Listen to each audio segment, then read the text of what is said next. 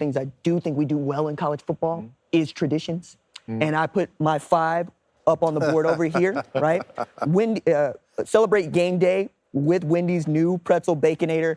These are our pretzel power rankings. I put them up there, Ohio State and Michigan traditions. Now, over here in the far right, you can see I'm having fun because I really enjoy watching Jim Harbaugh pad those pads of his quarterback. But the black stripe removal is one of my favorite, and obviously at the top for me, they just don't acknowledge that M is part of the alphabet during this week, Chris. Yeah. But I wonder, what do you guys think about any one of those, in particular, the Victory Bell and the Go Blue banner? I love, obviously, not acknowledging that M, anything. I mean, that's something that is all around town. It's not just with the Ohio State facility. They're doing it all around Columbus, and I love it.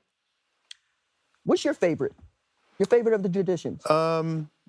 Well, Jim Harbaugh doesn't slap me on my shoulder pads and helmet, so I'm gonna have to go with the Go Blue banner because that's just something that's iconic, and it's also something that's iconic in this rivalry because I don't remember what year it was, but remember when Ohio State come running out of the tunnel and they jumped up and tore the M banner down. This was years ago. Oh man, it was a crazy scene, but that for me is iconic because there's just so much tradition on both sides of what's happened in this rivalry.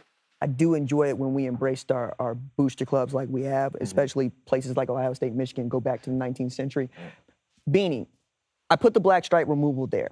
I would appreciate you telling folks what that means at Ohio State and just what it means to have that black stripe removed during your preseason. That's something that got started with Urban Meyer when he got there. And, what it signified is that you finally are a part of the team. You've done enough in practice to prove yourself that you're good enough to be a Buckeye. You're good enough to have that black stripe removed. And it happens with a lot of freshmen, a lot of new guys to the program. I definitely appreciate it because it shows that those guys are working their tails off and, they're a guy that can potentially contribute, especially if you're one of the first ones to get it off in preseason practice. So, singing the victors, did you have a special practice to learn the words, or did you have to just join in and try to figure it out? Yeah, I think, being a kid from Louisiana, man, and going up to Ann Arbor and not really understanding what a true rivalry is. I mean, obviously, playing against Michigan State, but playing against Ohio State was just on such another level. And when you're able to get a victory over the Buckeyes, singing that song is just that much sweeter. And especially in the era that I played against Ohio State, because the era that I played Ohio State, those were some great Ohio State teams. Those were teams that we were not supposed to beat. So, singing the victors, yeah, it took a few times to get it down. You just sit in the back like,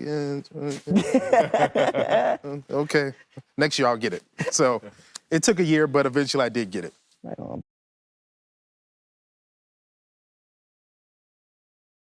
Hey, thanks for watching. If you enjoy that clip, make sure you click subscribe somewhere down here. From game highlights to exclusive interviews and rankings, we've got everything you need as a college football fan right here, College Football on Fox.